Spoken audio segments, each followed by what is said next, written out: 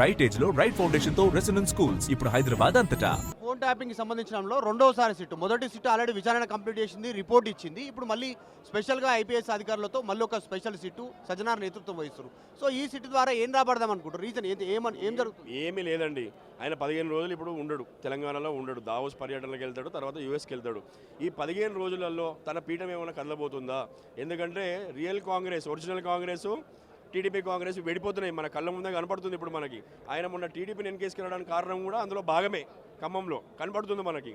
So ఇవన్నిటిని divert చేసుకోవాలి, తన సీటును తను కాపాడుకోవాలి, ఉన్న దావోస్లో ప్రశాంతంగా 15 రోజులు ఉండాలంటే కొత్తగా ఏమన్నా వీళ్ళని ఇబ్బంది పెట్టే పరిస్థితి చేయాలని.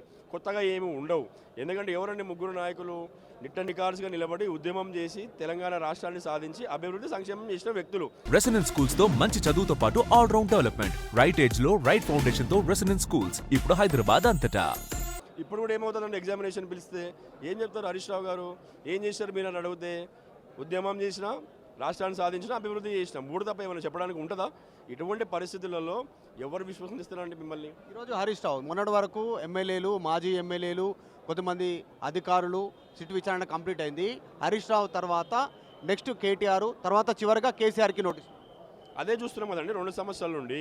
ఇక్కడ మా డిమాండ్ ఒకటి, 100% మా వర్కింగ్ ప్రెసిడెంట్ గారు ముందే చెప్పినారు, మీకు మా పైన ఏసీబీ కేసు ఉంది, మీ పైన ఏసీబీ కేసు ఉంది, ఇద్దరం లైట్ డిటెక్టర్లో కూర్చుందాము, పాలు నీళ్ళు తెలిసిపోతాయి కదా, దీనికి ఇంత ఆరాటం ఎందుకు మీకు అని ముందే చెప్పినారు.